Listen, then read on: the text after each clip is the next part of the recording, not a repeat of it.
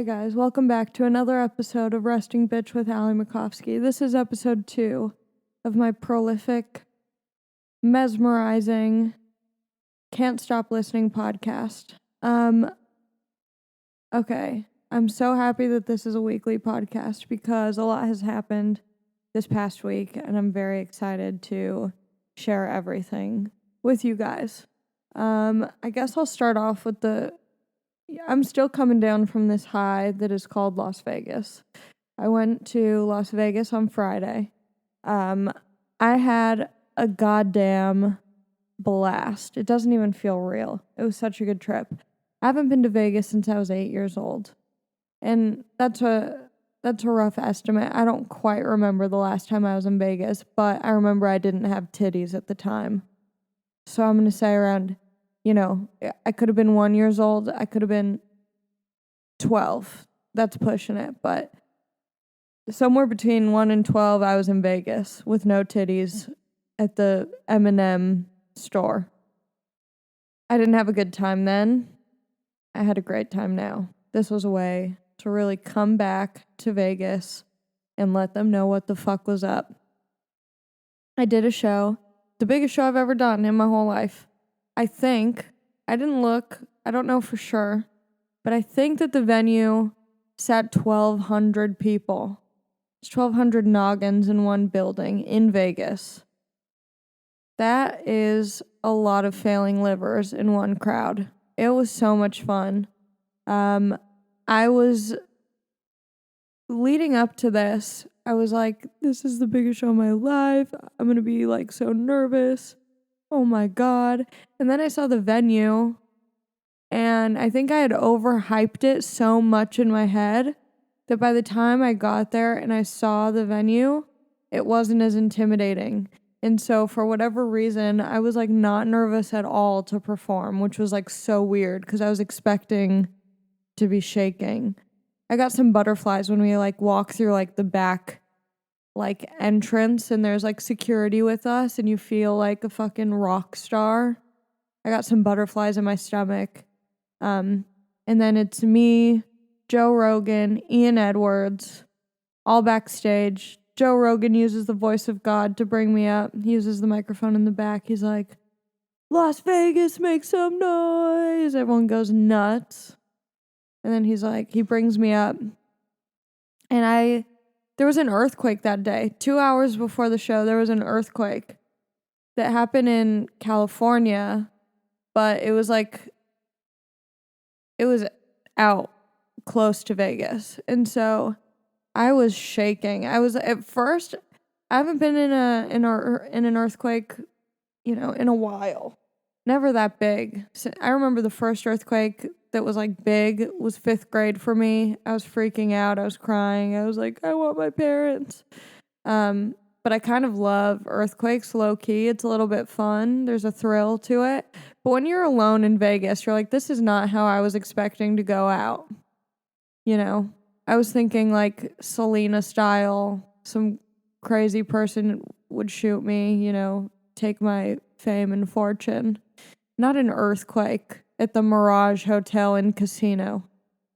It's not how you see it going down. She died doing what she loved, laying naked in a hotel bed, But that earthquake happened, and at first I was like, maybe it's just like a big housekeeping man walking by. And then it kept going, and I was like, maybe it's all of the housekeeping people. And then I realized it was definitely an earthquake. Yeah, it was pretty scary, but I opened up my set talking about the earthquake, got everyone engaged on the same page. We all went through the earthquake. We all experienced it. So we united with the fear of death, which is really what comedy is, just evading death. And then I did my set, did the classics, did the bangers. It was a blast. It was so good. I did 10 hot minutes up top. I brought up Ian Edwards, who killed. He's so funny. Joe complimented me a bunch, which was really tight and cool and felt really nice because he's seen me like the past year or maybe less than a year, like opening for him locally and doing like hosting gigs locally for him. And so for him to see me in that venue, out of town, in Vegas, it was a totally different experience. And he was super impressed, and that felt nice because it feels like, I'm trying to like show my dad, like, look what I've done. Because my dad doesn't give a fuck. My dad was going to come to the show, and I was like, you don't even come to the shows that are near where you live. You're not going to fly out to Vegas to come see me. So, my dad wasn't there, but my comedy father was, and that's what matters. So then Joe goes up. He does like an hour of all new stuff. He's a madman. He works so hard. It's like so crazy to watch his work ethic. He fucking killed for an hour, and then he gets off stage and we're all just talking, shooting the shit, and he goes, "Oh yeah, I think we're gonna meet up with Steven Tyler." Oh, you think we're gonna? Okay, that's what we're doing. We're just meeting up with Steven Tyler now. I'm so happy. I didn't know that Aerosmith was in the audience before I went up, or else I probably would have just done Dream On for 10 minutes straight. Dream On! That's my go-to karaoke song because I try and hit that high note, and it never really works, but everyone loves the effort. If you do it with enough confidence, you can hit any note you want. You don't have to. And here's the thing. I do hit a high note. There is a high note that I'm hitting, but it's just not the high note. Oh my God, it was the craziest experience. So we go to meet up with Steven fucking Tyler. We walk down this like secret hallway corridor, and there he is, the beautiful god that is Steven Tyler, standing at the end of the hall. Me, Joe, and Ian, and Jamie Vernon are all walking down the hall, and Steven Tyler is mean mugging me. He's just staring me the fuck down, and I'm like, oh my God, he hates my comedy. He does not like me. And we get closer and closer, and he's still looking at me, and he points his finger, and he goes, "You were awesome." And I was like, oh my God. And then I got closer, and he goes, "And those eyebrows." And I was like, real recognizes real. Steven Tyler fucks with my eyebrows. And he saw my necklace, my one necklace. And he goes, "You are number one." And he was just so cool. And like, he was so funny and silly and just like a down-ass dude. I got to meet his whole squad, his girlfriend's sister, some other badass ladies who I don't know what they do, but, they're with Steven Tyler, so it doesn't matter, Once you're in with Steven, you don't have to do anything else, You're either with him or you're against him. Yeah, he was so cool. And there was one moment when we were hanging out where he coughed. He was like clearing his throat and he coughed, and the cough was so on pitch and beautiful. I wanted to cry. I wanted to give him Ebola so I could hear him cough more. Because it was the most beautiful. I didn't know that coughs could sound nice. And it was like, ow! I was like, oh my God. I want to put a little feather under his nose and have him sneeze and see what that sounds like. Achoo! God, he was so cool. Man, it's the most likes I've gotten on Instagram too. So shout out Steven Tyler for helping that. No amount of booty pics or titty pics were ever going to get me as close to the amount of likes that you were able to give me. So, I appreciate that. That was super fun. And I'm like, how can this get any better? How can this get any better? I've just had the set of my life, it was the set of my life, but it's like, there's going to be more now, but it's like, that was like a huge step in my career. How is this going to get better? The next night we go to the UFC, and here's the thing. Here's where I get real fired up. I have never been interested in the UFC. Okay? It's just not my thing. I'm not into it. I didn't grow up with anyone being into it in my immediate family. My dad's into golf. My mom is into Wendy Williams' talk show. That's what I grew up with. Tiger Woods and Wendy Williams. And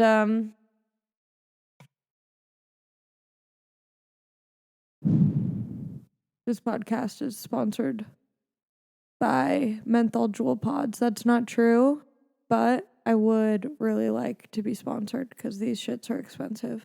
And I don't like the off-brand ones. Some people like, try the blueberry one, and I'm like, Jewel brand doesn't have blueberry, and they go, no, it's not Jewel brand, but it's so much better. It's not better. I don't fuck. I'm brand loyal. I'm a Jewel girl, and I always will be. Anyway, I've never been into the UFC, never been into fighting. I don't know anything about it. I used to think the people who watched it are like, loners, losers, potential school shooters. I don't know if I'm wrong, but after having gone, I'm one of those people now. It's so exciting.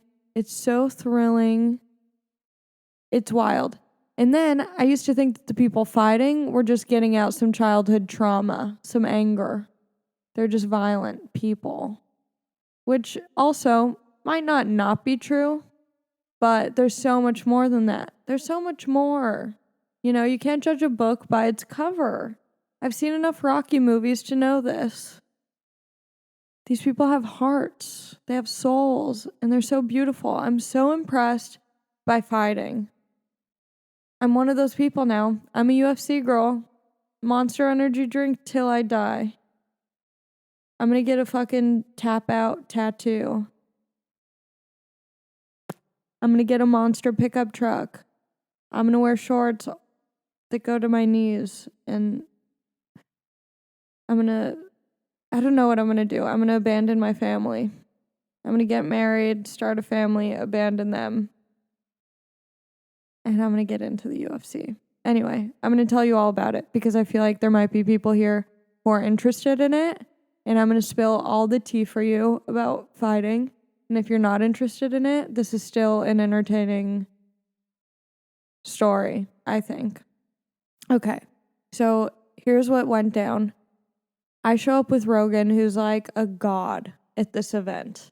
You walk in with him, everyone like looks away. They're like, thank you for being here, you kind sir. No, actually everyone's like really cool with him. He's super cool with everyone, but everyone like loves him. I walked in and I told Ian Edwards, I was like, oh my God, Joe's like a celebrity here. And then I realized he's like a celebrity everywhere, but especially at the UFC. I was like, oh my God, these guys like love Joe. So we walk in through security, which is like so crazy they made us do that. And we walk in through security. There's this dude standing in front of us. Joe and him are talking. He's like a young, smaller dude. Joe introduces me to him. He goes, this is like Marlon. He's fighting today. And I'm like, oh my God, you're a fighter? Like I start freaking out. I'm like, oh my God, you're a fighter? Like, that's so cool. And he happened to be at my show the night before. And so he was fangirling over me. He was like, that show is awesome. I could never do what you guys do. And so we're just like fangirling over each other. I'm like, I can't wait to see you fight. Like, I'm acting at this point like we've been training together for years. I'm like, this is going to be amazing. We've worked so hard. It's all come to this moment. And then we get into the T-Mobile Arena, which is like huge and beautiful and such a nice place to be. And the energy in there is so fun. The lighting's amazing. The people who are there are so fired up. And Joe shows us where we're sitting, and I almost shit my pants for real. I should have brought like 5 changes of underwear for different reasons at this UFC fight. There were like 3 moments that I shit my pants, and then there were like 2 moments where I just got a little excited juice going on, There's some, hot dudes. Luke Rockhold, I think his name is. He's like a model. He got his jaw knocked the fuck out. I think this is like, okay, so here's the thing. I don't know that much, but I've been doing my research. He's gotten his jaw knocked out, I think, twice now recently. He's not doing too well. He might have to call it after this last one. He's not doing well, but he's so good looking. He's going to be fine, you know? He's going to be fine. Anyway, the first fights begin. The first fight starts out with two badass chicks, and they brought the blood. When I saw where I was sitting, I was like, splash zone, baby. I want to get bled on. I'm hoping someone just fucking oozes on me, you know? Unfortunately, that didn't happen, but I saw a lot of blood and I saw a lot of spit. There's a lot of mouth lubrication that's going on at these fights.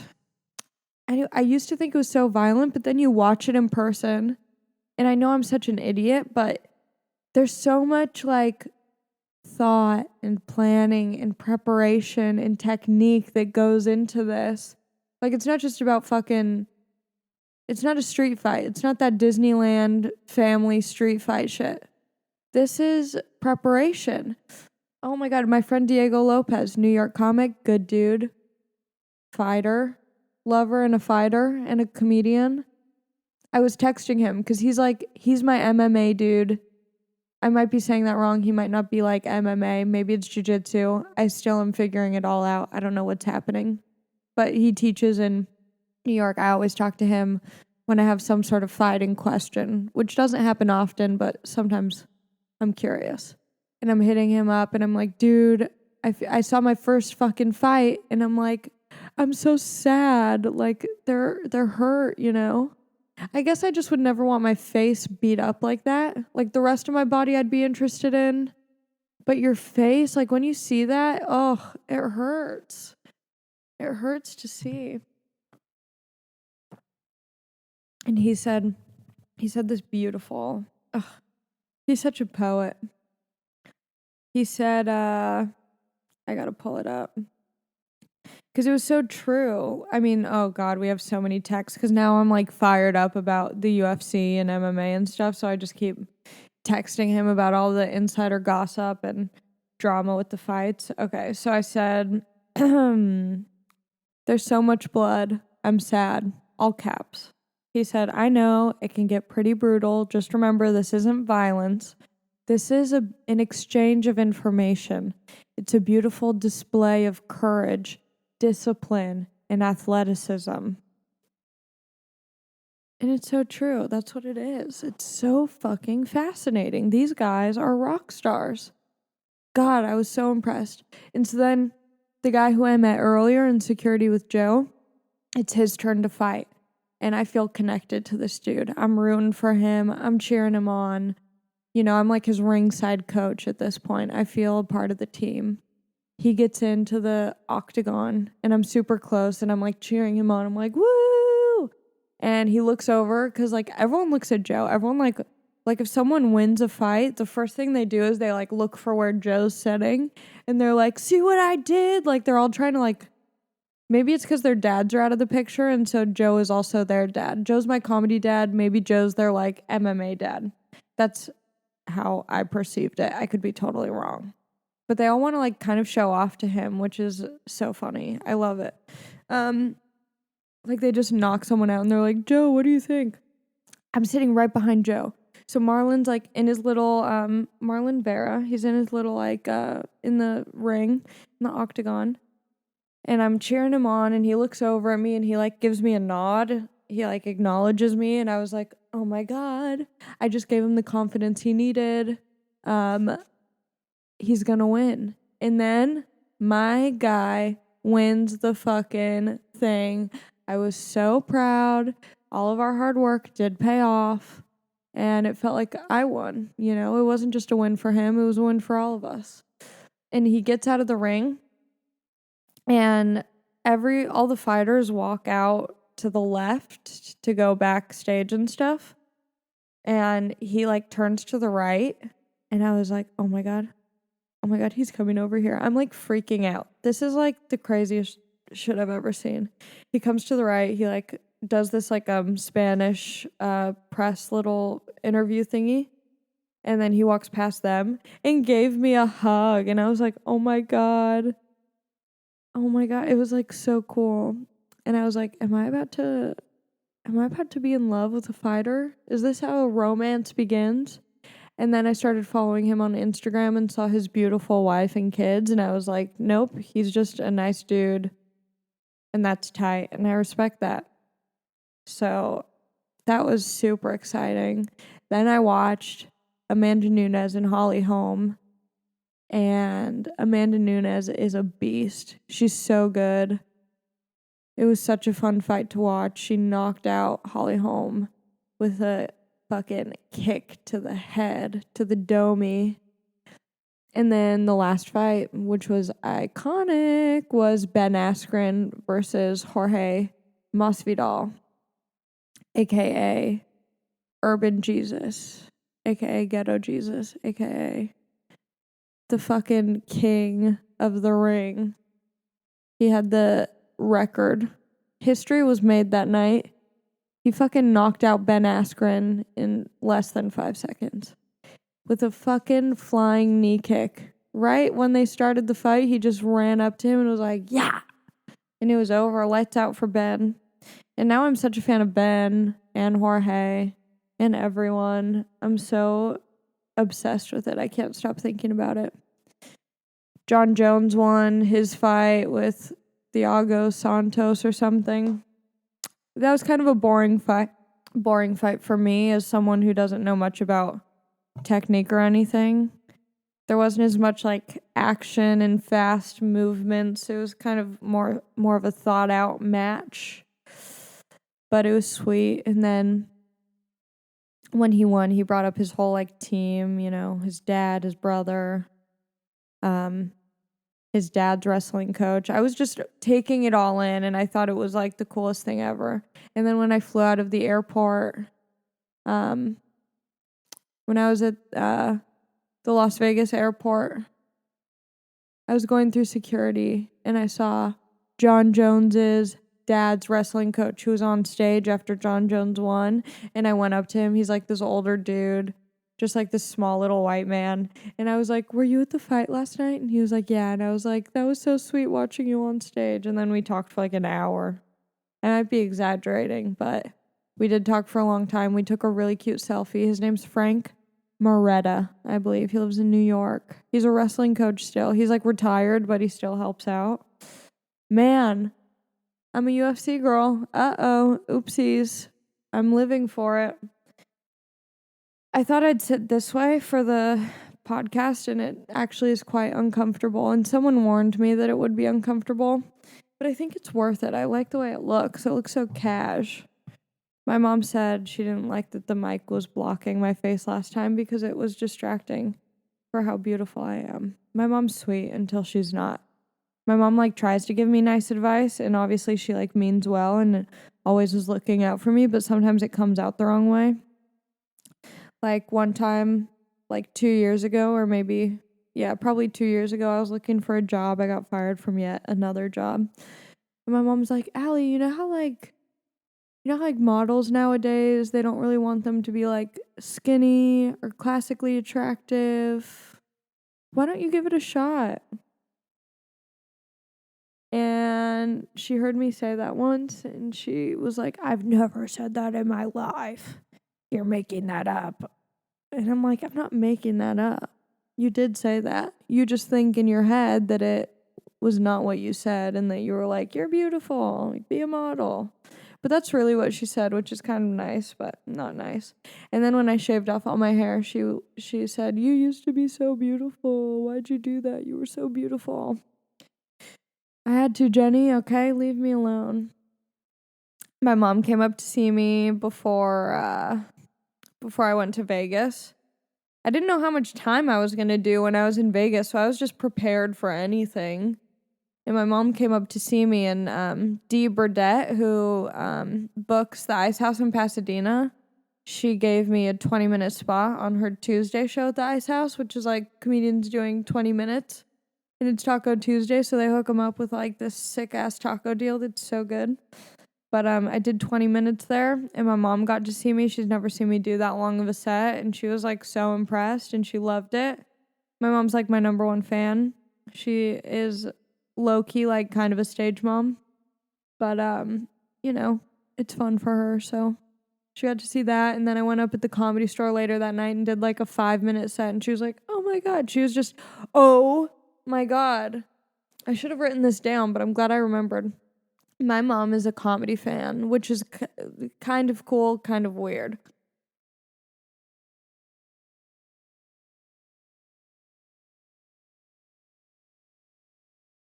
That was a good hit. So my mom's like a comedy fan. She listens to all the podcasts. She's LinkedIn, you know, she's hooked. She's on it. And we were at the Comedy Store. I had a development spot because I'm a door girl there. They give the people who work the door, do like seating and stuff like that, they give them spots. And so I had my development spot that night. So I went after the Ice House, and it was a crazy night to be there. I take my mom up. She watches my set. We go down to the smoking area, and Joey Diaz comes by, and my mom, he sits next to my mom. I'm like, Joey, this is my mom. And my mom's like, Joey, how's your daughter? She like knows about his daughter. I didn't even really know he had kids, you know? She's like, how's your daughter? Do you have pictures? She's like invested in his life. She's laughing. She's taking it all in. And then Joe Rogan comes out. My mom's like, oh my God, Allie's so excited to go to Vegas. Thank you for taking her. We're so happy. And Joe's like, okay, cool. And then, what else? We run into Tony Hinchcliffe. My mom's like, Tony, how are you? I miss going to Kill Tony all the time and watching. And, you know, she's just like, she's loving it. She's having a great time so far. You know, she got to watch her prized possession daughter perform twice that night. She gets to see these comics that she listens to on podcasts and knows and is fan of. And then we go around the corner, and I see Greg Fitzsimmons is on in the original room. And my mom loves Greg Fitzsimmons. Every time I see Greg, I say, my mom loves you. And he's like, okay, cool. And so I'm like, hey, mom, wait right here. So I have her wait in the hallway. She doesn't realize that Greg is on stage. So I go, oh, just wait right here. Greg gets off stage. I say what's up to him, and I go, hey, my mom's here. Can you say hi to her? She's super excited. And so then Greg meets my mom, and my mom's like, Greg, oh my God, I love your podcast. She's like, just in heaven. And then I feel like there was someone else. We run into like Eric Griffin. It was like a crazy, crazy night at the Comedy Store. I feel like Bobby Lee was probably there, but I don't know if we got a chance to see. I think he might have left earlier than when we were leaving. But it was like a wild night. It was a wild night. Sebastian was there. We didn't see him, but like it was just a good night at the Comedy Store. This was last Tuesday. Yeah, my mom thought that she like had cancer, and I was like doing a make-a-wish for her before telling her she had cancer. She was so happy. She was like texting me when she got home, just, you know. Oh, we saw Theo Vaughn. My mom was freaking out. She made me and him take a picture together. She was like, will you take a picture with my daughter? If when my mom comes to the Comedy Store, it feels like a parent-teacher conference when I'm in school, where she'll be like, how's Allie doing? That's exactly how it feels. But she loves it, and, you know, it's nice to have family that's around and that supports me, and yeah. So that was like the craziness of my week. I feel like I jotted some points down to talk about, but the UFC really took over. Last night I was just talking about the UFC all night. I was so excited to finally talk to people about it. Oh yeah. Shout out to Marlon Cheeto Vera. Such a good fighter. I didn't realize or know this, but he actually lives in Irvine, which is not that far from here. And I was like, dude, I DM him. I'm like, dude, I need to watch another fight. I'm going to start taking boxing classes. Like, I'm fucking in it. And he said, oh, I live in Irvine. You can come down anytime and fight with me. Dude, this dude tapped out another guy. Another guy tapped out in his presence. And I'm going to fight his ass. What if I just am secretly really good and it all... Oh, 4th of July happened. Yeah, the 4th of July did happen. I went to the beach. I had so much sand in all the wrong places. I went in the water and I got home and I took my bathing suit off and I was like, I could have started my own beach with how much sand was in my bathing suit bottoms. It wasn't healthy, but maybe it was exfoliating in a way.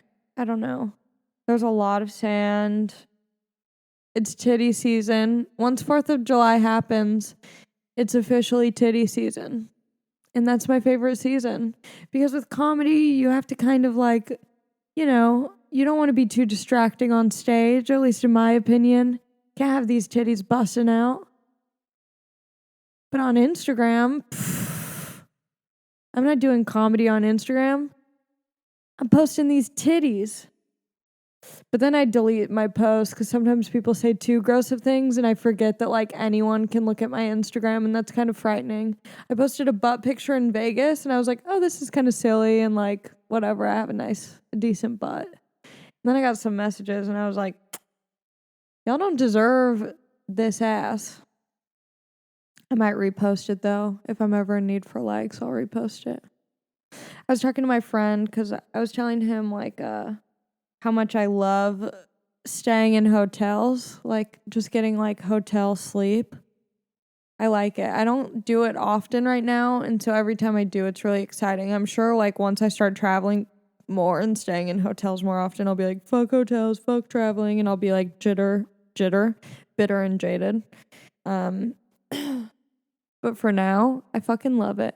And I was telling my friend like my bed is so uncomfortable, and I've been having such bad sleep. And it's so fucked up because that's like what I've been doing for the longest amount of time. Like breathing and sleeping should be where I thrive. Breathing so far, pretty good. I have a good track record with breathing. But sleeping, when I can't get a good night's sleep, I'm like, what's going on? I've been doing this. Like, this is where I excel. Like fucking Jorge Masvidal is a fighter. I'm a damn sleeper. And when I don't get good sleep, it really makes me question a lot of things. I have good chemistry with my bed, It's my longest relationship. I have a lot of memories in that bed, good and bad. And then it's going to turn its back on me and be like, good luck sleeping tonight, bitch. I need to get a nice bed. But I'm going to wait until I have more money, because beds are dumb expensive. Dumb expensive. And then I'm going to wait until I don't have as many roommates as I have now. Once I downsize in a way, like in terms of roommates and stuff, then I'm going to upgrade in beds. I'm going to get a bunk bed just so I can have 2 beds. If I'm not getting good sleep on bottom bunk, guess what? It'll be a top bunk night. Everyone's doing the bottle cap challenge. I made sure to make a note of that. Hey, stop doing the bottle cap challenge. You don't have to. No one's actually challenging you. Did you know that? Just because other people do it doesn't mean you're being challenged. It's not an official challenge. John Mayer did it first. And as we all know, when John Mayer does something, he does it the best, and then everyone else has to stop. He started it and ended it all in one post. And then other people are out here trying to do it. People are out here with Aquafina bottles. If you're drinking Aquafina, delete your account. Get rid of your phone. How do you have a phone if you're still drinking Aquafina? Dasani? I saw a Dasani bottle challenge. Hey, here's a challenge. Stop. I'm starting the stop challenge. It's when someone does something viral and then you don't do it. But here's the funny thing. The only reason why I'm saying this is because I haven't done it. Because that is totally something I would do. And I'm just salty because everyone else is doing it. I'm going to make a bottle cap challenge video. And it's going to be with a Voss water bottle, the glass one. It'll be with Fiji. I'm going to get the most expensive water. You know what's crazy? We're doing the fucking water bottle challenge. Meanwhile, there's people who don't even have water, and we're like, let's just get rid of this cap. Let's just toss the cap. And then they just pour the water out, probably. They're like, well, we opened it and we don't want to drink it. We're just going to pour the water out. John Mayer is also my favorite comedian. People ask me, who are your comedic inspirations? John Mayer, for sure. He's the funniest dude out there. I love John Mayer. Shout out to John Mayer. Just shout out, not for any particular reason, just in general. I want to be John Mayer. I donated blood today. How much time am I at already? 37. Okay, tight. I got my blood drawn today. And yeah, I did it because I wanted people to think I'm a good person, obviously. I am a good person, or else I would have just stolen like a I donated blood sticker. I actually donated blood, therefore I'm a decent person, but I also wanted people to know about it. That's why I'm posting about it on Instagram and telling you on the podcast. The reason why I donated blood, though, is because I've been watching Grey's Anatomy again, starting at season 1. And there was an episode where they're like, we need blood, there's not enough blood. And I was like, I'll help you. So I went to get my blood drawn today. And they had me hold it. When it was in that bag, when they were finished, they had me hold it. And I was like, don't give this to me. I just took it out. I don't need it anymore. It's yours. But it was so crazy. It's warm, obviously. But I'm kind of a dum-dum. So I'm like, oh my God, the blood is warm. That's so crazy. I'm alive. But it was nice. It was a nice red. It was really deep red. I'm healthy. I have low blood pressure. I don't know what that means. I don't know if that's bad. She said, well, it's better than high blood pressure. I go, oh, is that your doctor's opinion? Is that what you're telling me? What does that mean? Does that mean I'm chill? Because I think there has to be a reason why I'm chill. It's my fucking heart, dude. I got the chillness. I got chronic chillness running through these veins. I can't believe I'm still doing a podcast. It's so weird to me that I'm doing this. It feels like I'm just doing a vlog. Someone was asking me, because I posted the first one last week, and, some of my friends were like, how's it going? I don't know. It feels like I'm just leaving behind a suicide video. It's like that Netflix show 13 Reasons Why, where the girl kills herself and then leaves tapes for everyone who made her kill herself. That's what this feels like. Every podcast episode is just me eventually leading up to my death. Rate and subscribe, comment, share with your friends. To keep me alive. Just kidding. But it does feel weird. It feels like I'm going up to Mars or something, and I'm sending this tape back to my family. It doesn't feel normal by any means. But I was trying to before, I kept wanting to come up with this brilliant idea for a podcast, make it perfect, have everything just the way that it should be for a podcast. And then I just couldn't figure it out, and I realized if I don't just do one, then it's never gonna happen. And that's my advice. Just fucking do it, because you'll figure it out. Look at the first episode, I was sitting up. This episode, I'm laying down. I thought the laying down was gonna be the chill, cool move. I might reconsider, because my back is not doing too great right now. but I'm on my parents' insurance, so I will stop by my chiropractor's after this and get my back busted. Dude, I love my chiropractor. He's so cool. His name, I'm not going to mention. I almost did. He's a nice dude. He's Canadian. He gives me the giggles. I think it's because he's like just such a genuine, nice dude that I get like uncomfortable around him because I feel dirty. I giggle. He'll like be adjusting me and I'm like, hee hee hee hee. I think every episode I'll just eventually burp towards the end. Yeah, I love the chiropractor. I also need to get a massage. I don't need to. That's like, but I would really like to. What was I talking about before that? Oh yeah, doing the podcast. Sometimes you just have to like do things because if you try and overthink it, it's just not going to happen. And too many times that's happened to me where I want to do something the right way or I want it to be like how I think it's supposed to be, and then I never do it, or I start and then I get discouraged and I stop. But this, I was like, I'm just going to do it and see what happens. And yeah, you just got to do that. Someone asked me on Instagram. I get this a lot, and I feel like I should just save some people some time. There's people who will hit me up and be like, I live in this area, let's say Missouri, some small ass town in Missouri. I want to start comedy and move to LA. I want to move to LA and start doing stand-up.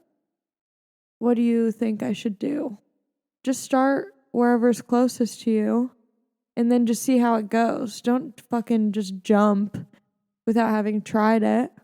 I would say just see how it goes and see where it takes you. So just baby steps. Look for the open mics in your area. Start going to them and then just kind of reevaluate it like a month in and then reevaluate the next month and see what you want to do from there. Yeah, man. Oh my God, I didn't even... Okay, so I met Steven Tyler the first night in Vegas, and then after the UFC fights, we went to dinner. Me, Joe, and Ian, we went to dinner, and fucking David Lee Roth from Van Halen ate dinner with us, and then Bruce motherfucking Buffer was at the same restaurant, and then he sat with us for dinner, and it was just the most wild experience I've ever had in my life. And then on the flight home, there was this guy sitting peacefully behind me, like 2 rows back. To be fair, he was good looking, and that's why I remembered him. But I also remembered him because he was sleeping so beautifully and calmly, and it wasn't a smooth flight. And I just remember thinking, like, man, he is so comfortable right now. And then I was working at the Comedy Store last night, and I'm checking IDs at the front patio, and I like look at this dude and I'm like, were you just in Vegas? And he was like, yeah. And I was like, you're on my flight home. And I really seemed like a creeper. But I had to let him know what's up. It's really humbling, doing those shows in Vegas, like, going to the UFC, doing all this cool stuff, and then taking the trash out at the Comedy Store the night after. Oh, and then I did this show. Oh my God. So I get home from Vegas on Sunday. My sister and I had a surprise party for our oldest sister. Her friends came over. We scared the shit out of her. I thought my sister was gonna die. Like, she freaked the fuck out. It was scary. It was just a bunch of young white women on her staircase when she came home. It was frightening. It was a frightening sight.